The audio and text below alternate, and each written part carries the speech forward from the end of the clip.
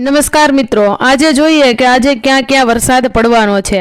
આજે અમદાવાદ, ગાંધીનગર, મહેસાણા, પાટણ, દાહોદ, છોટાઉદેપુર વરસાદની આગાહી છે। તો સાથે બનાસકાંઠા, સાબરકાંઠા, અરવલ્લી, મહીસાગર, પંચમહાલ, ખેડા, નર્મદા, તાપી, ડાંગ, નવસારી અને વલસાડમાં પણ ભારેમાં ભારે વરસાદની આગાહી છે તથા 17 મે સુરત અને વલસાડમાં હીટ વેવની આગાહી પણ કરવામાં આવી છે। તો મિત્રો, આ તમને દર્શાવેલા દરેક સ્થળે ભારેમાં ભારે વરસાદ પડવાની આગાહી ખગોળશાસ્ત્રીઓએ કરી છે। તો હવે આપણે બીજા સમાચાર જોઈએ।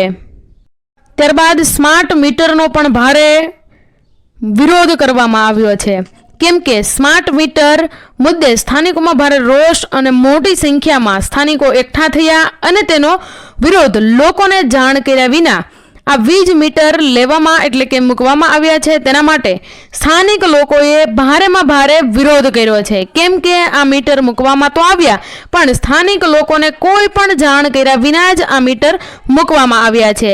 અને મિત્રો, આ તમને જણાવી દઈએ કે આ સ્માર્ટ મીટરો એન્ડ્રોઈડ ફોન વિના ચાલશે નહીં। જો આ સ્માર્ટ મીટરો તમારા ઘર સુધી પણ આવવાના હોય તો મિત્રો એક સ્માર્ટફોન ખરીદી લેજો, કેમ કે આ સ્માર્ટફોન સાથે આ મીટર કનેક્ટેડ રહે અને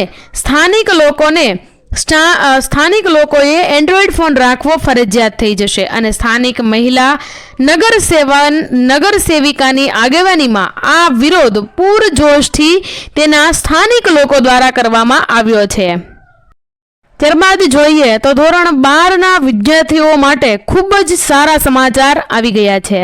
તો મિત્રો, બોર્ડ દ્વારા ધોરણ 12 ની પરીક્ષાનું પરિણામ જાહેર કર્યા બાદ સર્વપ્રથમ વખત વિજ્ઞાન પ્રવાહના વિદ્યાર્થીઓ માટે બેસ્ટ ઓફ યુનો ઓપ્શન આપી પરીક્ષા લેવામાં આવશે અને જેમાં જે વિદ્યાર્થી ઉત્તીર્ણ થયેલ છે એ વિદ્યાર્થી પણ તેની થિયરીના વિષયોમાં સુધારો કરવા માંગતા હોય તો તે સુધારો કરી શકશે અને સુધારો કર્યા બાદ તે પૂરક પરીક્ષામાં ઉપસ્થિત થઈ શકશે અને જેમાં વિદ્યાર્થીઓને માર્ચમાં લેવાયેલ પરીક્ષા અને પૂરક પરીક્ષા બંનેમાંથી ઊંચા પરિણામની પસંદગી વિદ્યાર્થીઓને કરવા મળશે। તો મિત્રો, આજે બસ આટલું જ। ફરી મળીશું આવા જ તાજા સમાચાર સાથે।